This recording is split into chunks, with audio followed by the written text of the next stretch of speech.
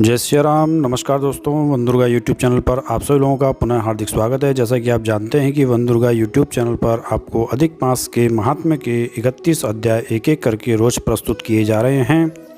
उसी क्रम में आज आपके सम्मुख प्रस्तुत है छठा अध्याय। आप सभी इस चैनल को सब्सक्राइब कर लें ताकि ज्योतिष, पूजा पाठ, हस्तरेखा, वास्तु संबंधी जानकारियाँ आपको सुगमता पूर्वक प्राप्त होती रहे। अथ षष्ठोऽध्यायः। ओं विष्णवे नमः। ओं विष्णवे नमः। ओं विष्णवे नमः। नारद जी ने पूछा, हे पाप रहित ऋषि प्रवर, वैकुंठ के अधिपति भगवान विष्णु ने गोलोक में जाकर क्या किया? मुझे इस घटना को सुनने की बड़ी उत्कंठा हो रही है, सो आप मेरे ऊपर कृपा करके इसे बताइए। श्री नारायण जी बोले, हे निष्पाप नारद जी, अधिक मास को साथ लेकर जब भगवान विष्णु गोलोक में पहुँचे तब वहाँ जो घटना हुई उसका वृत्तांत मैं आप सभी को बता रहा हूँ। आप सुनिए। गोलोक में मणियों के खंभों से सुशोभित सुंदर भगवान श्री कृष्ण के ज्योति धाम को दूर से ही भगवान विष्णु ने दर्शन किया। उस ज्योति धाम में इतना प्रकाश निकल रहा था कि भगवान विष्णु की आंखों में चकाचौंधी छा गई और वे थोड़ी थोड़ी आंखें खोलते हुए अधिक मास को अपनी पीछे करके धीरे धीरे चलने लगे। भगवान श्री कृष्ण के मंदिर के पास पहुंचकर वे अधिक मास के साथ बहुत प्रसन्न हुए। तब द्वारपालों ने उठकर उनके चरण कमलों को प्रणाम किया और उन्हें धीरे धीरे भगवान के धाम में प्रवेश किया। उस धाम की शोभा को देखकर उनकी आंखें मात खा गई। वहीं जाकर उन्होंने तुरंत पुरुषोत्तम भगवान श्री कृष्ण को सिर नवाया। श्री कृष्ण जी रत्न जटित सिंहासन पर बैठे हुए थे और गोपियों का समय उन्हें चारों ओर से घिरे हुआ था।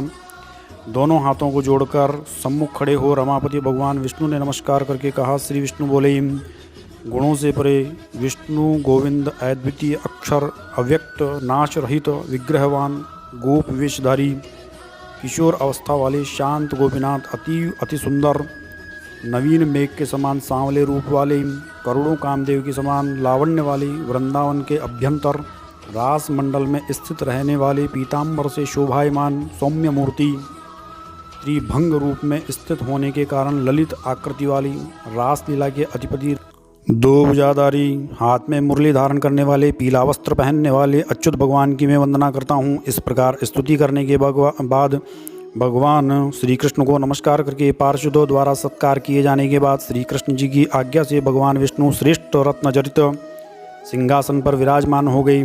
श्री नारायण ने कहा कि जो व्यक्ति प्रातःकाल उठकर विष्णु जी के किए हुए इस स्तोत्र का पाठ करते हैं उनके सभी पाप कट जाते हैं और बुरा स्वप्न देखने पर भी उनका अच्छा फल मिलता है। भगवान गोविंद के प्रति पुत्र पौत्र की वृद्धि करने वाली भक्ति होती है। अपयश का नाश होता है और चिरकाल तक सुंदर कीर्ति की वृद्धि होती रहती है। तब भगवान विष्णु बैठ गए और श्री कृष्ण जी के सामने कांपते हुए अधिक मास को उनके चरण कमलों पर प्रणाम करवाया। तब श्री कृष्ण जी ने विष्णु जी से पूछा कि यह कौन है, यहाँ किस लिए आया है, यह इतना क्यों रो रहा है? इस गोलोक में तो कोई क्लेश नहीं भोगता। इस गोलोक के प्राणी तो सदा आनंद में मग्न रहते हैं और स्वप्न में भी कोई खराब बात अथवा क्लेश कारक बात नहीं सुनते। फिर हे विष्णु, यह कैसे आँखों से आंसू बहाता, थर थर काँपता, दुखित हो मेरे सम्मुख खड़ा है? श्री नारायण कहने लगे कि नवीन मेघ के समान श्याम सुंदर भगवान गोलोकनाथ के प्रश्नों को सुनकर श्री विष्णु ने सिंहासन से उठकर मलमास के समस्त कष्टों का वृत्तांत बतलाया। श्री विष्णु ने कहा, हे वृंदावन की शोभा के धाम, हे कृष्ण, हे वंशीधर, इस अधिमास के दुख को मैं आपके सम्मुख वर्णन करता हूँ। आप सुनिए। इसका कोई अधीश्वर नहीं है, इस बात का इसे महान कष्ट है और इसीलिए मैं इसे लेकर यहाँ आया हूँ। आप ऐसा कोई उपाय निकालिए जिससे इसकी क्लेश रूपी भीषण वनाग्नि शांत हो जाए। यह अधिक मास सूर्य के संक्रांति से रहित है, मलिन है और शुभ कार्यों में सदा निषिद्ध है। स्वामी रहित मास में न स्नान करना चाहिए और न दान करना चाहिए। यह आपेक्ष युक्त बात कहकर सभी वनस्पतियों, लताओं, 12 महीनों, कलाओं, काष्ठों, क्षणों, उत्तर तथा दक्षिण अयनों, संवत्सरों आदि ने अपने स्वामी के गर्व के बल बूते पर इसका अत्यंत अपमान किया है। इसी दुखाग्नि में झुलसकर इससे मरने की ठान ली है।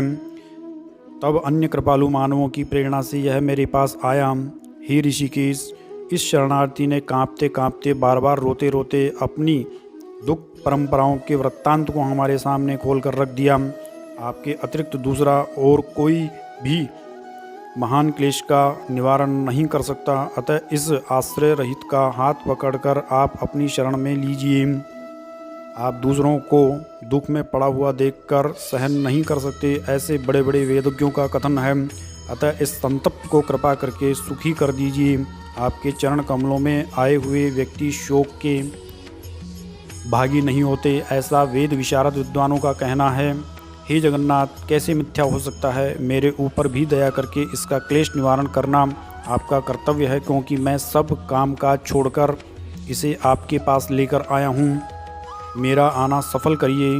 अपने प्रभु के सामने कभी भी कोई बात घड़ी घड़ी नहीं कहनी चाहिए, ऐसा नीति शास्त्र के ज्ञाता बड़े बड़े बुद्धिमान नित्य कहा करते हैं।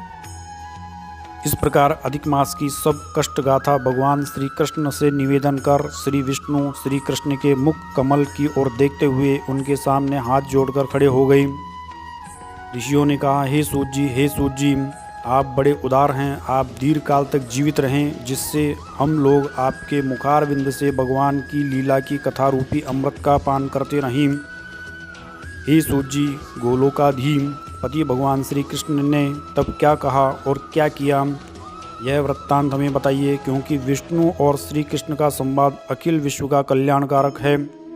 हे सूत जी, ब्रह्मा जी के पुत्र नारद जी ने ऋषिराज नारायण से क्या प्रश्न किया, संप्रति आप उसे बताइए, क्योंकि परम भागवत नारद जी के प्रति कहा हुआ भगवान नारायण का वचन हम तपस्वियों के लिए परम औषध है।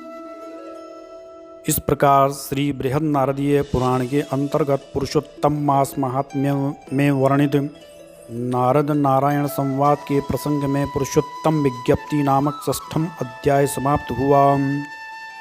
ओम विष्णवे नमः, ओम विष्णवे नमः, ओम विष्णवे नमः।